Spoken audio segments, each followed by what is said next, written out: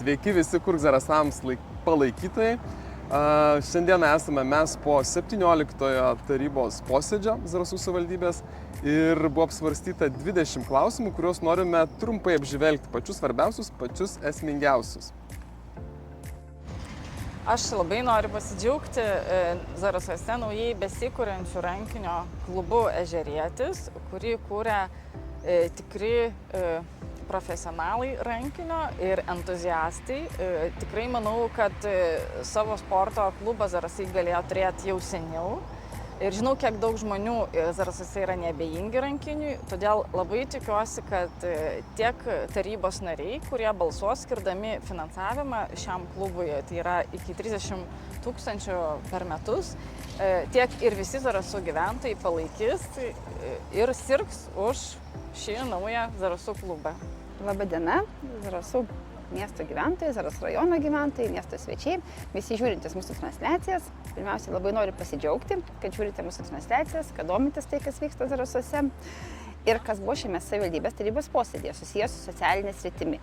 Tai buvo keli klausimai, vienas iš jų tai yra patvirtinta transporto paslaugų teikimo, organizavimo, mokėjimo tvarka tiems asmenims, kurie dėl savo negalios, dėl senyvo amžiaus, dėl to, kad negali savarankiškai judėti, jiems reikia pagalbos arba yra mažos pajamos, negali nuvykti į gydymo įstaigas, į sveikatos įstaigas, į reabilitacijos įstaigas, socialinę riziką patiriantys asmenys, kurie negali nuvykti į socialinės paslaugas teikiančias įstaigas. Tai būtent yra patvirtinta ta tvarka, tai labai yra aiškiai reglamentuota, kad tie asmenys gali kreiptis į Zarasų rajono socialinių paslaugų centrą ir būtent bus įvertintos jų mokumas ir jiems suteikta galimybė nuvykti būtent į tas įstaigas.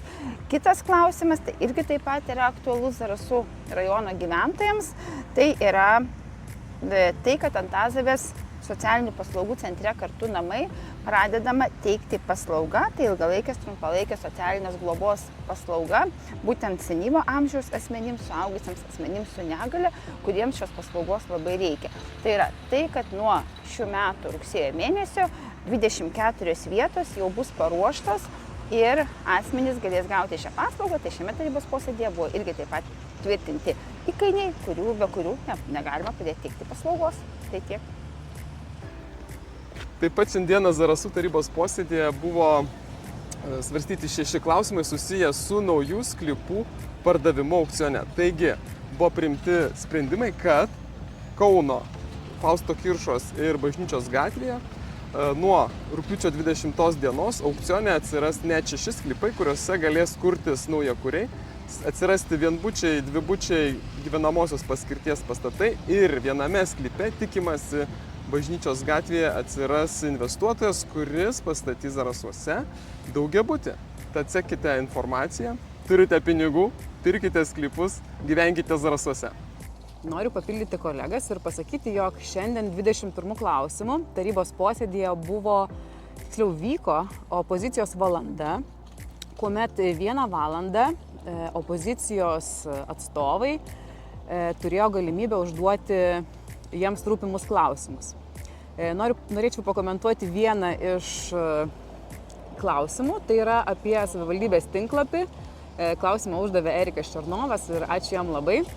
Tai klausimas buvo apie savivaldybės tinklapį, kadagi jis bus, nes jau buvo žadėta. Tai noriu patikinti ir informuoti, kas vyksta.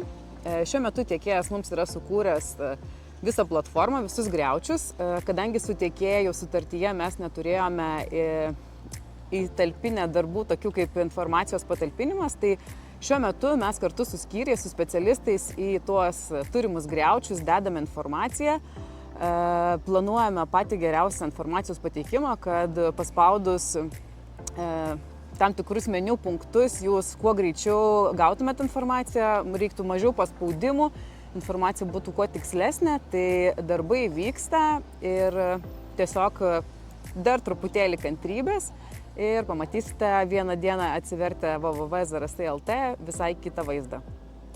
Opozicijos valandoje taip pat pirmų klausimų buvo iškelta tokios galbūt netiek reikšmingos problemos, kaip tam tikri šaligatviai nenuvalyti, kai kur žolė nepjauta, tai Tiesiog primenu, raginu naudotis savivaldybės valdomų įrankių www.tvarkauzarasus.lt ir jeigu pastebėte netvarką, tikrai įdėti ten ir tuomet specialistai galės greičiau reaguoti į jūsų išsakytą pastebėjimą.